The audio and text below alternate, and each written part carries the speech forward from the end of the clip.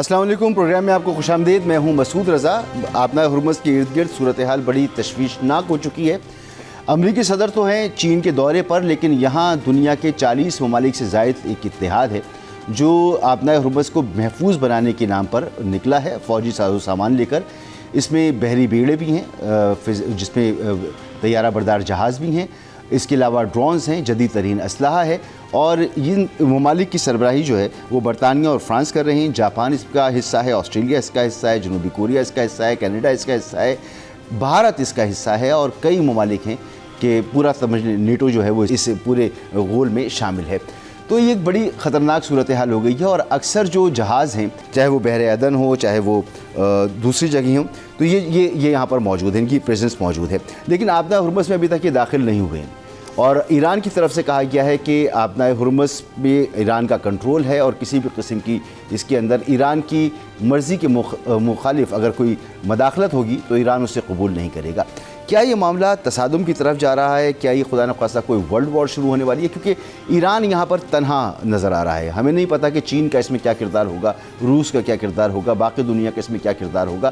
یہی لگ رہا ہے کہ چین مفاہمت کی کوشش کرے گا، بھرپور مفاہمت کی کوشش کرے گا، کیونکہ اسے اپنے جو تجارتی راستے ہیں ان کو محفوظ بنانا ہے۔ رشیا کا کیا کردار ہوگا؟ بہرحال رشیا اور چین یہ دو ایسے ممالک ہیں جو ایران کی خود مختاری اور اس کی سالمیت پر زور دیتے رہے اور اس کے ساتھ کھڑے رہنے کا عزم دہراتے رہے ہیں۔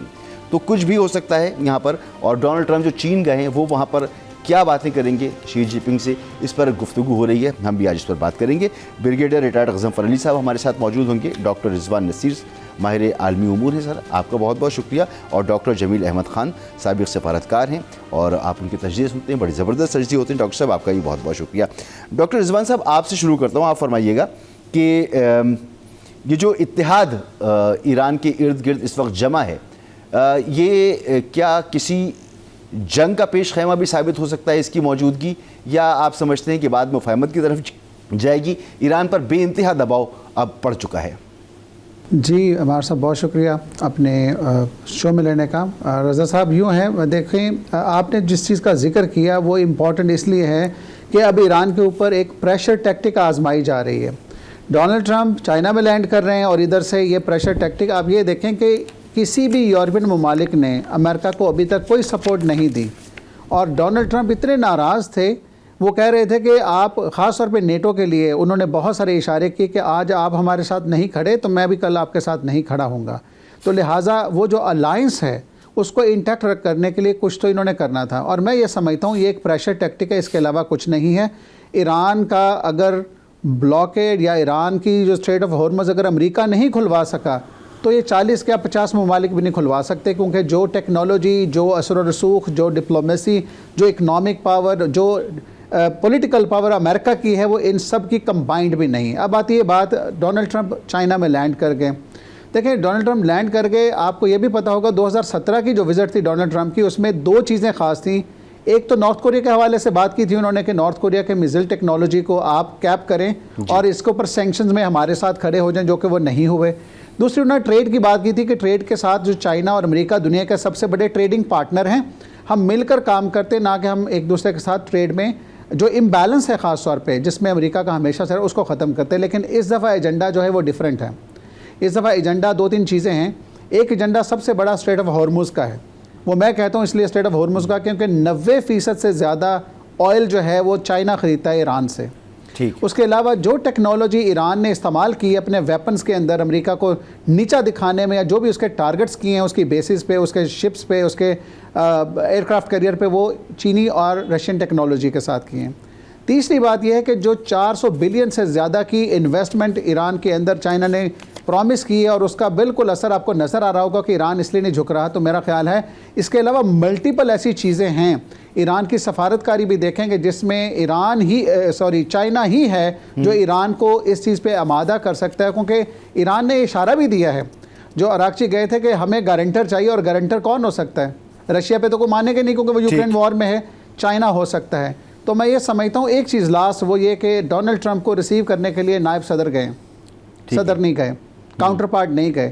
آپ یہ دیکھیں یہ وہ ڈپلومیٹک جیسچرز ہوتے ہیں کہ اس ٹائم چائنا کا پلڑا بھاری ہے. ڈونلڈ ٹرمپ ساتھ اپنے ایلان مسک نویڈیا کے جو سی ای او سب کو لے کے گئے ہیں تاکہ دنیا کو یہ ریفلیکشن آئے کہ ہم نے ٹریڈ پہ بات کرنی ہے. لیکن ٹریڈ سے بڑا ایجنڈا اس ٹائم اسٹریٹ آف ہارمز کا بن چکا ہے جس کے اوپر ڈونلڈ ٹرمپ بڑے ڈیسپریٹ ہیں. اور ابھی آپ نے ذکر بھی کیا 40 سے زیادہ ممالک وہاں پہ اکٹھے ہو رہے ہیں. یہ صرف پوسچرنگ ہے. میں نہیں سمجھتا جنگ میں آئیں گے, کیونکہ اگر یہ جنگ میں آتے ہیں تو آپ کو پتہ ہے کہ ایران کے ساتھ بھی رشیا اور چائنا کی ایکٹیو سپورٹ ہو جائے گی تو معاملات اور خراب ہو جائیں گے. اور کوئی بھی کنٹری ایسا نہیں چاہے گا کہ معاملات سلجھنے کے بجائے الجھ جائیں. اور ڈاکٹر جمیل صاحب یہ بھی پیش نظر ہونا چاہیے ہمارے کہ اس وقت 2 ورلڈ آرڈر جو ہیں وہ دنیا میں ایک تو پہلے سے نافذ تھا, دوسرا ہمیں نافذ ہوتا نظر آ رہا ہے جس میں چین یہ کہتا ہے کہ طاقت کے ذریعے اسٹرینتھ کے ذریعے امن قائم نہیں ہوگا دنیا میں, بلکہ باہمی اتحاد, باہمی تجارت اور باہمی احترام کے ساتھ امن قائم ہو سکتا ہے. اور اسی طرح سے چین آگے بڑھنا چاہتا ہے, جبکہ امریکہ اور اس کے اتحادی کہتے ہیں کہ اسٹرینتھ کے ذریعے ہی طاقت کا توازن جو ہے وہ برقرار رکھا جا سکتا ہے. تو آپ سمجھتے ہیں کہ یہ 2 نظریوں کی جنگ شروع ہو چکی ہے یہاں پر, یا یہ ایران کی اور باقی دنیا کی جنگ ہے, اس میں اور کوئی شامل نہیں ہے؟ نہیں, یقیناً 2 سپرامیسی کی جنگ ہے یہ کہ کون سا ملک زیادہ سپیریئر ہو سکتا ہے. اور یہ وہی ورلڈ جو یونی پولر اور بائی پولر اور ملٹی پولر ورلڈ کی بات ہوتی رہی ہے ہمیشہ. یہ بات تو درست ہے کہ ہم سارے جانتے ہیں کہ یہ دنیا اس وقت اپنے سفر کا آغاز ہو چکا ہے گلوبل نارتھ سے گلوبل ساؤتھ, اور گلوبل ساؤتھ کا سب سے بڑا چیمپئن چائنا ہے. That we understand. آپ کے سوال کا جواب پہلے میں دے لوں, اور وہ یہ ہے کہ جب چائنا سافٹ پاور کے ذریعے, معاشیات کے ذریعے, اکنامکس بینیفٹس کے ذریعے, ون ون گیم کے ذریعے, ڈیولپمنٹ شیئرنگ کے ذریعے دنیا کے تقریباً 155 ممالک سے زیادہ سے وہ معاہدے اور اپنے ایم او یوز اور اپنی ہم آہنگی کر چکا ہے, جس کی وجہ سے اس کی سرعت ہو گئی ہے ان تمام کنٹریز میں, جس کی وجہ سے اس کے سافٹ پاور بڑھتی جا رہی ہے دن بدن. اور اسی کے سبب چائنا نے کہا ہے کہ 2030 تک ہم دنیا کی سب سے بڑی معیشت بن جائیں گے.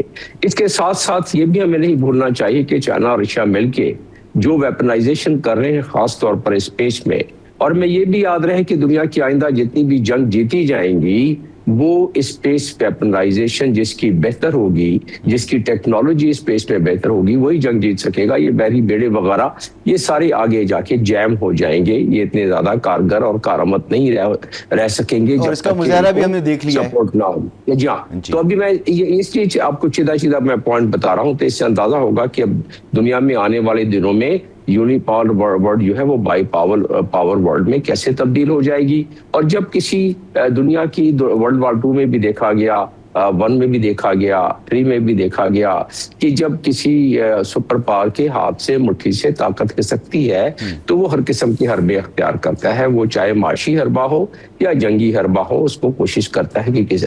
امریکہ اب تک ظاہر ہے دنیا کی سب سے بڑی ملٹری مائٹ ہے. آپ نے دیکھ لیا کہ کل پیٹ ہیگسٹ نے اپنا دفاع کیا ہے کہ 1.5 ٹریلین ڈالر کا بجٹ مجھے چاہیے اب جو آ رہا ہے, اور اس میں 40% اضافہ بجٹ میں مانگا جا رہا ہے. 96 اس کا تھا پہلے, 9600 کا بجٹ تھا بلین کا, اور اب وہ 1.5 ٹریلین کا.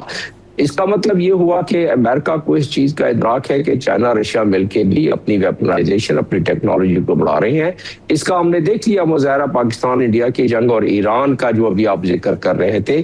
یہ حقیقت ہے کہ ایران میں رشیا اور چائنا نے مل کے ایران کو وہ ٹیکنالوجی دی ہے کہ جو نہ کو چنے چبوا رہا ہے وہ ایک مڈل پار ملک ہونے کی حیثیت سے. تو یہ رہا منظرنامہ اس کا. لیکن اس جو اگر آپ چاہیں تو میں مزید اس پہ تبصرہ کروں یا دوسرے راؤنڈ میں کہ یہ جو بجٹ شیٹس چین جو وہاں پہنچ گئے ہیں, میں آتا ہوں سر اس پر سیکنڈ راؤنڈ میں اس پر بات کرتے ہیں. ذرا یہ جو اس وقت آبنائے ہرمز والی صورتحال ہے, ذرا اس پر بریگیڈیئر صاحب سے بھی بات کر رہے ہیں. بریگیڈیئر صاحب بہت شکریہ آپ کا, آپ نے وقت نکالا. سر یہ جو آبنائے ہرمز کے ارد گرد 40 ممالک کا اتحاد, بلکہ اس سے بھی زیادہ ممالک جو ہیں وہ جمع ہیں کہ ہم آبنائے ہرمز کا تحفظ کریں گے, تو ڈاکٹر رضوان تو کہتے ہیں کہ یہ ایک پوسچرنگ ہے, اور ڈاکٹر جمیل بھی یہ فرماتے ہیں کہ یہ جو ٹیکنالوجی اور جو اسٹرینتھ ایران کی ہے اس کے سامنے اس کی کوئی حیثیت نہیں ہے. آپ کیا سمجھتے ہیں کہ یہ کوئی نئی عالمی جنگ کا پیش خیمہ ہے یا صرف پریشر ٹیکٹس ہیں؟ ابھی تک کی جو چیزیں ہمیں غور کرنی پڑیں گی کہ ابنائے ہرمز کو کھلوانے کے لیے ابھی تک کون سی ٹیکنیک استعمال ہوئی ہے, کون سا طریقہ کار یا کون سی اسٹریٹجی کا استعمال کیا گیا ہے. تو ابھی تک تو کسی بھی طریقے سے کوئی فزیکل اسٹریٹجی یا کوئی ایکسپیریمنٹ اپنا پریکٹیکل اسٹریٹجی تو آپ کو نظر نہیں آئی. بات چیت کی حد تک چیزیں ہوتی رہی. جیسے آپ کو یاد ہے کہ فرانس میں بھی کوئی پیرس میں کوئی 40 ممالک 35 ممالک کا اجلاس سے پہلے بھی ہوا تھا, اور امریکہ نے بھی جس وقت یہ کہا کہ جی ابنائے ہرمز کو کھلوانا ہے تو انہوں نے اسٹریٹ آف ہارمز کو کھلوانے کے لیے کوئی اپنے جنگی جہاز نہیں بھیجے, بلکہ انہوں نے اپنے اسٹریٹ آف ہارمز کے پیچھے اپنا ایک بلاکیڈ لگا لیا اور وہاں پہ انہوں نے جہازوں کو روکنا شروع کر دیا. تو بات یہ ہے کہ یا تو آپ کو ایسا فلوٹیلا یا ایسا کوئی اپنا ایک جو ہے وہ جہازوں کے جب جنگی اپنا شپس کا یا بحری اپنا ڈسٹرائرز کا یا کسی ایئر کرافٹ کیریئر کا ملا کے آپ ایسا ایک وہ فورس بنا لیں جو جا کے وہاں پہ اپنے اسٹریٹ آف ہارمز کو کھلوائے. اب وہ کس طرح کھلے گی؟ وہ کھلے گی کہ اس کے لیے آپ کو کوئی لڑائی لڑنی پڑے گی. ایران کے نیول شپس کو پیچھے دھکیلنا ہے تو وہ تو پھر وار کی زون میں آ جائے گا نا, جنگ کی زون میں. یہ 40 ملک اپنے وار جو ان کے ساز و سامان ہیں, جہاز لے کر جا رہے ہیں, جنگی جہاز, ڈرونز لے کر جا رہے ہیں, یہ ڈسٹرائرز لے کر جا رہے ہیں. تو لگتا تو یہی جس تیاری سے جا رہے ہیں کہ یہ اندر جائیں گے اور کارروائی کریں گے. میں یہی عرض کر رہا ہوں, میرا خیال یہ جو ہے یہ ایک دوسرے ساتھ میری نظر میں ایک فزیکل ایک 1-to-1 وار میں انوالو ہونے کے بجائے یہ جس طرح امریکہ نے کچھ عرصے تک پوسچرنگ کی تھی, یہ اس قسم کا کوئی جو ہے قدم اٹھایا جائے گا. لیکن آل سیڈ اینڈ ڈن اس وقت آپ یہ یاد رکھیے گا کہ اس قسم کی چیزوں میں بہت سارے اسپوائلرز بھی انوالو ہوتے ہیں, بیکاز ایک ملک پیچھے ایسا بیٹھا ہوا ہے جو کسی طرح اس جنگ کی انٹینسٹی کو بڑھانا چاہتا ہے, اور اس جنگ کی انٹینسٹی کو بڑھانے کے لیے اس کا اس کے جو مددگار ہے وہ مڈل ایسٹ کے اندر ایک ملک موجود ہے جس کا نام ہے یو اے ای. اور ابھی جو ایک لیٹسٹ رپورٹ آئی ہے اس میں یہ بھی کہا گیا ہے کہ یو اے ای کی سوائل سے بہت سارے ایسے اٹیک ایران کے اوپر کیے گئے ہیں. تو یہ اس کے اندر it has all the chances of further exploitation, اور جس چیز کی طرف آپ اشارہ کر رہے ہیں یہ وہاں تک جا سکتی ہے. اس کے 2 سٹیجز ہوں گے. پہلے سٹیجز میں تو پوزیشننگ ہوگی. اب وہ پوزیشننگ کس جگہ پہ ہوتی ہے وہ دیکھنی پڑے گی, کیونکہ امریکن نیوی نے بھی اپنی پوزیشنل وارفیئر سے بہت سارے شپس کی آمد و رفت کو جو ہے وہ چیک کیا ہے. تو اب یہ دیکھتے ہیں کہ جو آپ جس فلوٹیلا کی بات کر رہے ہیں جن جنگی جہازوں کی بات, سر یہ بحرۂ عدن اور بحرۂ عرب میں موجود ہیں, یعنی برطانوی بحری بیڑا بھی آ گیا ہے, فرانس کا بحری بیڑا بھی آ گیا ہے, اور جرمنی کا بحری بیڑا بھی آ گیا ہے, ان کے جہاز آ گئے ہیں. جی میں یہی عرض کروں نا کہ سی تو بہت بڑا ہے نا, بحر عدن بھی بہت بڑی ہے اور باقی بھی بہت بڑا ہے. تو اس کے اوپر جب دیر آر 2 types آف اپنا postures which are adapted in such eventuality. ایک تو یہ ہے کہ آپ اوفینسو پوسچر میں جاتے ہیں جس میں آپ کی بالکل پوزیشننگ ایسی ہوتی ہے جہاں آپ ایک دوسرے پر فائر کرنے کے لیے اور لڑائی کرنے کے لیے تیار ہوتے ہیں. ایک ہوتا ہے وہ پوزیشننگ ہے جو آپ نے کسی طرح ٹریفک کو روکنے کے لیے, یا آپ ابھی ماضی قریب میں چلے جائیں جو امریکن نیوی نے کی تھی, تو اس میں یہ وہاں تو بالکل آپ ٹھیک کہہ رہے ہیں آ گئے, لیکن اس کی ایک قدم آگے اس چیز کو اور دیکھنا پڑے گا, اور اس کے پھر ہمیں پتہ چلے گا کہ اگر وہ چیز چلتی ہے تو صاف ظاہر ہے پھر تو کوئی فائرنگ, کوئی میزائل فائرنگ, کوئی اپنا شپ ٹو شپ فائرنگ, کوئی اپنا سب میرین کے ساتھ کوئی چیز, کوئی مڈ جیٹ کے ساتھ کوئی چیز استعمال ہوگی, تو پھر یہ پتہ چلے گا کہ واقعی یہ فورسفلی کھلوانا چاہتے ہیں یا ایران کو اور ٹائٹ کرنا چاہتے ہیں as far as the economic یا تھرو آئل یا آئل کی شپمنٹ سے کنسرن ہوتے ہیں, اس کو کرٹیل کر کے ایران کو اور سکویز کرنا چاہتے ہیں تاکہ وہ خود اس بات پہ راضی ہو کہ اب ابنائے ہرمز کھول دیتے ہیں اور امریکن بھی اپنا وہاں سے بلاکیڈ اٹھا لیں, تاکہ اس کے بعد پھر ان کی وڈرال سے جو ہے وہاں سے تیل شیل کا جو گزرنے کا یا شپمنٹ کا جو راستہ ہے وہ کھل جائے. ٹھیک ہے, آپ نے ذکر کیا اسرائیل کا, آپ نے یو اے ای کا ذکر کیا, اور اس کے اندر انڈیا بھی شامل ہے, انڈیا کے بھی بحری جہاز اس میں شامل ہیں ان 40 ممالک کے اندر. وہ بھی ایک اسپوائلر ہے اور وہ بھی چاہتا ہے کہ یہ جنگ بڑھے, اور وہ اس جنگ کا ایک پارٹ ہے, کیونکہ جنگ شروع ہونے سے پہلے وہ اسرائیل میں جا کے کھڑا ہو گیا تھا, اور ابھی کچھ دن پہلے یو اے ای ان کے جو آفیشلز گئے ہیں اور وہاں کا دورہ کیا ان لوگوں نے. تو یہ صورتحال ہے. ایک بریک یہاں پر لیتے ہیں اور پھر اس کے بعد چائنا کا جو وزٹ ہے ڈونلڈ ٹرمپ کا, اس کو بھی ڈسکس کرتے ہیں کہ وہ اس جنگ کے ماحول میں کتنی اہمیت کا حامل ہے.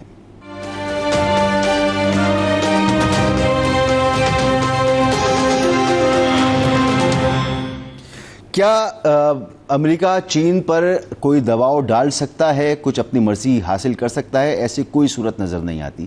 چین کی معیشت امریکہ کی معیشت سے بہتر پوزیشن میں ہے, کیونکہ امریکہ کا ٹیکس جو debt to G D P ہے وہ ان کے جی ڈی پی سے زیادہ ان کا ڈیٹ ہے, اور ایسی صورتحال چین کے پاس موجود نہیں ہے. چین کے پاس جو آر این ڈی ہے, جو نالج ہے, جو انوینشن ہے, جو ایکو سسٹم ہے, جو ساری دنیا کے لیے وہاں پر موجود ہے, وہ امریکہ کے پاس موجود نہیں ہے, جس سے وہ اپنی تجارت اور دنیا بھر کی جو مینوفیکچرنگ ہے اس کو سپورٹ دے سکتا ہے.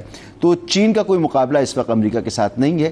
تو ڈونلڈ ٹرمپ وہاں پر پہنچے ہیں, ان کا جو استقبال ہوا ہے اس کے بارے میں بھی آپ نے سن لیا کہ شی جن پنگ ان کا استقبال کرنے نہیں گئے بلکہ نائب صدر ڈونلڈ ٹرمپ کا استقبال کرنے گئے. تو یہ سب کیا اشارے ہیں؟ ڈاکٹر رضوان آپ فرمائیے گا کہ کیا حاصل کر سکتے ہیں ڈونلڈ ٹرمپ, کوئی دباؤ ڈال سکتے ہیں؟ ہمیں تو نہیں لگتا کہ وہ امریکہ اس پوزیشن میں اس وقت کوئی دباؤ ڈال سکے. رضا صاحب میرے حساب سے واقعی کوئی دباؤ نہیں ہوگا. جو سب سے امپورٹنٹ چیز یہ ہے کہ اب جو صدر ڈونلڈ ٹرمپ ہیں وہ کیا آفر کر سکتے ہیں چائنا کو. چائنیز اکانومی کو جو ٹیرفس لگائے گئے تھے تو اس کا سب سے بڑا پرپز یہ تھا کہ ہم چائنیز کو نیچے لے جائیں گے, چائنا انڈر پریشر آ جائے گا, اور چائنا کا انحصار امریکہ کے اوپر بہت زیادہ ہے تو چائنیز اکانومی کو دھچکا لگے گا اور چائنیز کلیپس کر جائیں گے. لیکن ایسا نہیں ہوا. امریکہ کی پابندیوں کے باوجود 6% تک گروتھ ریٹ رہا چائنا کا. امریکہ کو ریئلائز ہوا کہ ان کی پابندیاں فیل ہو گئی ہیں. اب جب وہ گئے ہیں تو میں سمجھ رہا ہوں آج کے کانٹیکسٹ میں اسٹریٹ آف ہارموز بند ہے, تو جس میں سے سب سے زیادہ امپورٹ جو کرتا ہے وہ چائنا ہی کرتا ہے. چائنا کو تو ون ون سچویشن ملے گی. نمبر 1, چائنا چاہے گا کہ امریکہ ان کو انسینٹیوائز کر دے, جو ٹیرفس کی بات کی گئی ہے وہ ٹیرفس کو تھوڑا سا ریڈیوس کرے, اور وہ چائنا کی جو ایکسپورٹس جاتی ہیں امریکہ میں وہ ویسے ہی جاتی ہیں, جو وہ ڈیفیسٹ ہے $200 بلین کا, وہ چاہے اس سے زیادہ ہو جائے, چائنیز تو یہی چاہیں گے. دوسرا, چائنیز ایک بات میں بڑے کنفرم ہیں کہ وہ اگر ایران کو سمجھائیں بجھائیں گے تو ایران ان کی بات مان لے گا. دیکھیں ایران کے پاس اس ٹائم کوئی آپشن نہیں ہے. اگر چائنا بھی ان کے اس سائڈ سے ہٹ جائے اور رشیا بھی ہٹ جائے تو ایران کے پاس کیا ہے؟ کچھ بھی نہیں. وہ اپنا تیل کس کو بیچیں گے, وہ اپنی ٹیکنالوجی کہاں سے لیں گے, وہ جو $400 بلین کی انویسٹمنٹ, اور جنگ کے بعد آپ کو پتہ ہے اکانومی ویسے ہی کلیپس کر جاتی ہے. تو میں یہ سمجھتا ہوں اس ٹائم شی جن پنگ ان کا پلڑا بھاری ہے, اور ڈونلڈ ٹرمپ ان سے یہ ریکویسٹ کریں گے کہ ہم بڑے اچھے دوست ہیں, دنیا کی بڑی طاقتیں ہیں, ہمیں مل کر اس سسٹم کو چلانا ہے. ڈاکٹر جمیل آپ فرمائیں کہ کس طرح کی فیس سیونگ لے سکتے ہیں ڈونلڈ ٹرمپ, اگر ہم اس مفروضے کو, یا لگتا بھی یہی ہے کہ وہ وہاں پر بات کریں گے, ان کے لیے اس وقت سب سے بڑا مسئلہ یہی ہے آبنائے ہرمز اور ایران, تو کس طرح کی فیس سیونگ وہ حاصل کر سکتے ہیں؟ در حقیقت جو ایجنڈا ہے وہ تو مختلف ہے, لیکن آپ کی بات درست ہے. جتنے بھی اشارے مل رہے ہیں وہ اسٹیٹ آف ہرمز اس میں یقیناً ڈسکس کیا جائے گا, کیونکہ اس کا تمام امپیکٹ وہ جو ان کے ایجنڈا پوائنٹس ہیں, ٹریڈ ہے, کامرس ہے, وہ اس پر بھی پڑتا ہے اور دنیا کے تمام ممالک پر پڑتا ہے. اس سے قبل آپ بات کر رہے تھے 40 ممالک کا جو ایک انہوں نے بنایا ہے, اور جس کو کہ کہتے ہیں کہ اسٹیٹ جو ولنگ اسٹیٹس کولیجن, تو ولنگ اسٹیٹس کولیجن کا جو بنایا ہے اس کا صرف مقصد انہوں نے جو ڈکلیئر کیا ہے وہ ڈیفینسو ہے. لیکن وہ خطرناک بات یہ ہو رہی ہے کہ جو 112 ممالک مل گئے ہیں اور یونائٹڈ نیشنز میں سیکورٹی کاؤنسل ٹیبل ہوئی ہے, میں خیال ہے کہ ہم جب گفتگو کر رہے ہیں یا تو وہ پاس ہو جائے گی یا اس کا رزلٹ آ جائے گا, لیکن اشارے مل گئے ہیں کہ کیا وہ پاس ہونا ہے یا نہیں ہونا ہے. اشارہ یہ ملا ہے کہ چائنا اس میں ویٹو نہیں کر رہا ہے اور رشیا ویٹو نہیں کر رہا ہے, جو تازہ ترین چند لمحے پہلے خبریں آ رہی ہیں وہاں سے, کیونکہ ماڈیفائی ہو چکا ہے جو ڈرافٹ ریزولوشن پہلے چیپٹر 7 کے تحت جو ہو رہا تھا, اب اس کو چیپٹر 6 کے تحت کر دیا. لیکن بہرحال ایران پر ایک پریشر پڑے گا, کیونکہ وہ 112 ممالک اس کو اسپانسر انہوں نے کیا, اور چائنا رشیا اگر اس کو ویٹو نہیں کرتے ہیں جیسا کہ خبر آ رہی ہے, ہماری گفتگو دوران ہی کچھ ریزولوشن کا پتہ پڑ جائے گا, تو اس میں ایسی صورت میں ایک اور پریشر ایران پر ہی پڑے گا. اور جو چائنا اور رشیا ہے, کیونکہ اتنے سارے ممالک نے مل کے ایک ریزولوشن بنایا تھا جس میں گلف کنٹریز آگے تھے, تو وہ بھی نہیں چاہتے تھے کیا. لیکن ایک چیز اچھے فائدے میں یہ ہو گئی ہے وہ چیپٹر 7 سے معاملہ ہٹ گیا ہے, اس سے ٹل گیا ہے, ورنہ 4 سے سنبھالا. کیونکہ چیپٹر 7 سے معاملہ ٹل گیا ہے, اس لیے یہ 40 ممالک کے جو بحری جہاز آ رہے ہیں ان کو اختیار اور اجازت نہیں ہوگی. یعنی میں ذرا اس کو یہ پہلے بھی اس طرح کی قرارداد آئی تھی اور روس اور چین نے اس کو ویٹو کیا تھا کہ طاقت کے استعمال سے آبنائے ہرمز نہیں کھولی جا سکتی. تو چیپٹر 6 اور چیپٹر 7 کا فرق یہی ہے سر؟ جی یہی فرق ہے اس کا, اور دوسرا یہ ہے کہ انہوں نے ایک کلاز اس میں شامل کر لیا ہے, اور چائنا رشیا میں سمجھتا ہوں کہ وہ اس نے اس لیے مانا ہے کہ 112 ممالک, پہلے جو اسپانسر تھے وہ 10-12 ممالک تھے اس کے, اب 112 ممالک ہو گئے, تو ظاہر ان کا ایک پریشر پڑتا ہے. اور اس میں لکھ دیا کہ اگر یہ نہیں ہوا, if Iran does not comply security council resolution, تو پھر ایسی صورت میں وی ول میٹ اگین. یہ چائنا اور رشیا کی وجہ سے ڈرافٹ امینڈ ہوا ہے, we will meet again to take effective measures. تو اس کا مطلب یہ ہے کہ بیک ٹو اسکوائر ون, اگر دوبارہ یہ آئے گا تو ظاہر وہ بھی تو کر دیں گے. بہرحال ایک پریشر یہ ہے, اس سے میں بات کر رہا تھا. اب آ جاتے ہیں, آپ ڈونلڈ ٹرمپ کی بات کر رہے تھے, وہاں باقی جو ایجنڈا پوائنٹ ہے یہ یقیناً اسٹیٹ آف ہارمز کی بات ہے. اسٹیٹ آف ہارمز کے لیے انفلوئنس چائنا کا ڈونلڈ ٹرمپ کی طرف سے یہ کوشش کی جائے گی, جیسے کہ انڈیا مل رہا ہے کہ چائنا اپنا انفلوئنس استعمال کرے. اور اس سے پہلے گفتگو ہو گئی, ڈاکٹر صاحب نے گفتگو کر دی, بگڑ صاحب نے گفتگو کر دی کہ چائنا کا انفلوئنس اس لیے بھی کارگر ہو سکتا ہے, لیکن چائنا نہیں چاہے گا کہ وہ ایران کے انٹرسٹ کے, نیشنل انٹرسٹ کے خلاف کوئی اس کو انفلوئنس کرے چائنا. اور چائنا کا یہ حقیقت ہے کہ چائنا اور رشیا کی وجہ سے ایران اپنے جو اس وقت ٹف ٹائم دے رہا ہے وہ ان کی وجہ سے دے رہا ہے, اور ان کی بات ایران زیادہ مانے گا. لیکن پاکستان کیونکہ میڈیشن کر رہا ہے, اور Pakistan in consultation with China کر رہا ہے, چائنا کبھی بھی ڈائریکٹ کانفلکٹ میں یا اپنی ڈائریکٹ انوالومنٹ نہیں کرتا ہے کسی کانفلکٹ میں, یا انڈائریکٹ انوالومنٹ نہیں کرتا ہے. وہ انڈیا یہ نہیں دے گا کہ میں اپنا انفلوئنس استعمال کر رہا ہوں. لیکن ہم کیونکہ ان کنسلٹیشن ہے چائنا کے, میرا ماننا یہ ہے کہ یس, چائنا کے جو بھی اشارے ہیں اگر کسی پائپ لائن کے ذریعے یا ویسے ان کی اپنی کمیونیکیشن ہوتی ہے تو وہ ہوگی. بہرحال اسٹیٹ آف ہارمز کا معاملہ یقیناً سیریس ہوتا جا رہا ہے دنیا میں, اور ایران پہ اس کا پریشر بڑھتا جا رہا ہے. ایران کو اب میرا اپنا تجزیہ یہ کہتا ہے کہ اس جو بائیلیٹرل میٹنگ ہو رہی ہے ڈونلڈ ٹرمپ کی اور شیپنگ کی, اس میں کہ اس کی کلمینیشن تک یا تو دونوں طرف سے یہ کھل جائیں گے, اگر دونوں طرف سے نہیں کھلے تو پھر ڈونلڈ ٹرمپ کے جانے کے بعد اس میں مزید شدت آ جائے گی آبنائے ہرمز کے معاملے میں, کیونکہ ان کے F-36 F-35 آبنائے ہرمز کے اوپر جو بھی انہوں نے, اور اس پورے رینج میں ریجن میں وہ انہوں نے تصویر شائع کی ہے پینٹاگون نے. اس کا مقصد یہی ہے کہ ایک پریشر میں لا کے رکھیں, اور تاکہ وہ ایران کو پتا ہو کہ یہ 8,000 جو پاؤنڈز کا آرسن لے کے چلنے والا F-35 ہے وہ فضاؤں میں موجود ہے راجن کے, اور اس کے ساتھ میں بیری بیڑے بھی ہیں. تو بہرحال یہ سارے پریشر ٹیکٹکس ہیں. تمام لبال اس بات کا یہ ہے کہ جب دو سربراہان ملتے ہیں تو اس سے پہلے سے اس میں انہوں نے جو فوکس کرنا ہے ٹریڈ کا, اس کے علاوہ انویسٹمنٹ کا, اس کے علاوہ اے آئی کی مانیٹرنگ کا ہم بات کر رہے تھے, وہ اے آئی کی مانیٹرنگ کا, اور اسپیس میں جو خلائی شٹلز وغیرہ بھیجتے ہیں اس پر یہ چیزیں سامنے آ رہی ہیں. اور زیادہ تر چیزیں پہلے سے ایگری ہو جاتی ہیں, وہاں جا کے سائن کیا جاتا ہے دو پارٹیز کے درمیان, دونوں ان کے درمیان میں. چائنا نے اپنے 4 پوائنٹ دے دیے ہیں ایران کے حوالے سے, وہ 4 پوائنٹ بڑے ڈپلومیٹک ہیں. اگر آپ آگے چل کے کہیں گے تو ان 4 پوائنٹس کا چائنا کا میں ذکر کر دوں گا کہ چائنا نے اپنا ڈکلیئرڈ پالیسی کیا دی ہے ایران کے مطابق. جو پاکستان اور چائنا نے پہلے 5 پوائنٹس دیے تھے غالباً سر, وہ اسی سے بالکل ملتے جلتے ہی پوائنٹس ہیں. میں ایک بریک یہاں پر لیتا ہوں, بریک کے بعد واپس آتے ہیں اور مزید اس پہ گفتگو کرتے ہیں.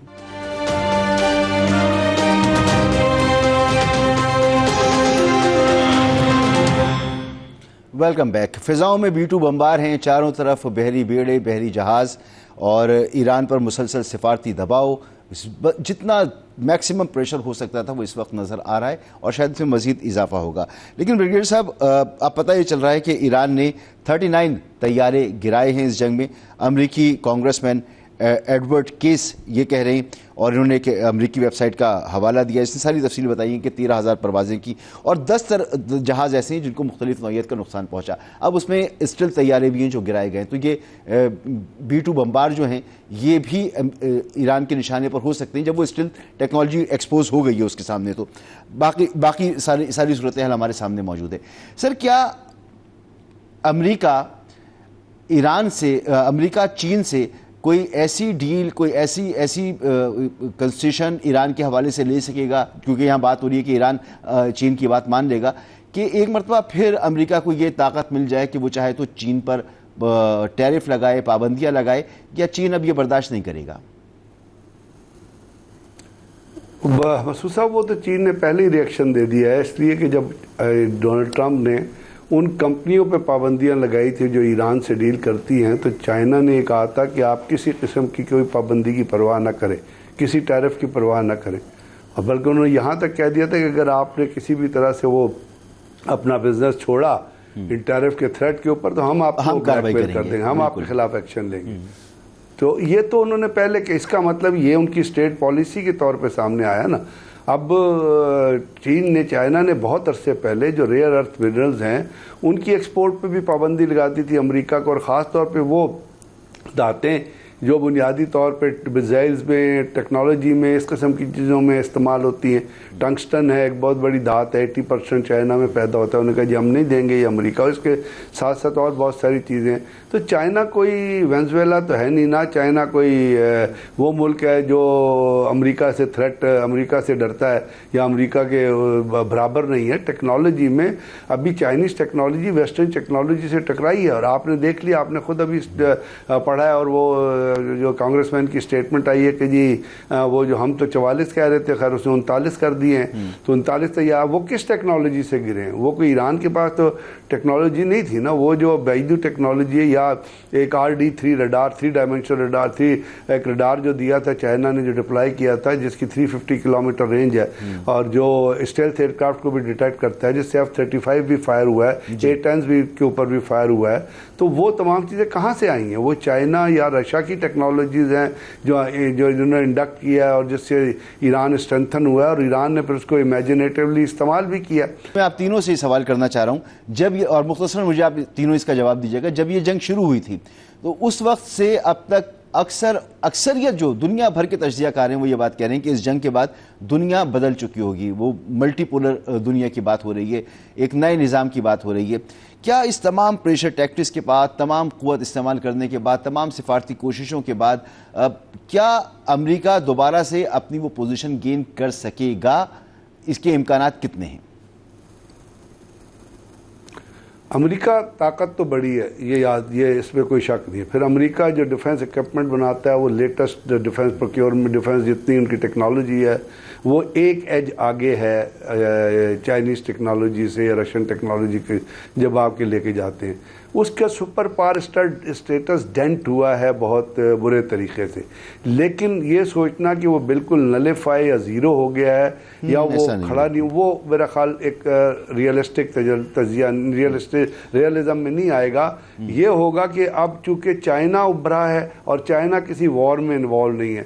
رشیا کا پرابلم یہ ہے کہ رشیا یوکرین کے اندر بہت بری طریقے سے انوالو ہے۔ جب تک رشین اس یوکرین کی وار سے نہیں نکلتا، وہ باقی ملک کی، باقی دنیا کے معاملات میں اپنے آپ کو انفلوئنشل نہیں بنا سکتا۔ پانی میں جب سر مد و جزر پیدا ہونے لگے نا تو پھر لہریں بڑی ہونے لگتی ہیں، اور اگر وہ مسلسل ہوتے رہیں تو ڈاکٹر رضوان آپ کی نظر میں؟ یہ بات تو درست ہے کہ امریکہ جو چاہ رہا تھا وہ تو ہوا نہیں، نہ ان کے پولیٹیکل آبجیکٹیوز یعنی کہ رجیم چینج، نہ ان کے ملٹری آبجیکٹیوز۔ وہ چاہ رہے تھے کہ یورینیم بھی ختم ہو جائے اور اسٹریٹ آف ہارموز، وہ دونوں نہیں ہو سکے۔ اب آ جاتی ہے بات کہ امریکہ کیسے، برگیڈ صاحب نے بھی ذکر کیا، میں یہ سمجھتا ہوں کہ آج کا جو امریکہ ہے نا، اس میں بہت سیریس قسم کا ڈینٹ پڑا ہے۔ وہ یہ ڈینٹ پڑا ہے کہ اس نے اپنے یورپین اتحادی کھو دیے ہیں۔ جو نیا امریکی صدر آئے گا سب سے پہلے ان اتحادیوں پہ کام کرے گا، کیونکہ امریکہ کو جس چیز نے بڑا بنایا، طاقتور بنایا، سپر پاور بنایا، امریکہ کا اثر اور رسوخ چلایا پوری دنیا میں، وہ اس کے اتحادی ہیں۔ تو میں یہ سمجھتا ہوں اس ٹائم امریکن ملٹری مائٹ جو ایکسپوز ہوئی ہے وہ سب سے بڑا خطرہ ہے۔ ٹھیک ہے، جو سیانے کہتے ہیں نا، diamond cuts diamond, technology cuts technology. ایک بریک لے لوں ڈاکٹر صاحب، پھر اس کے بعد آپ مجھے اس کا جواب دے دیجیے گا پلیز۔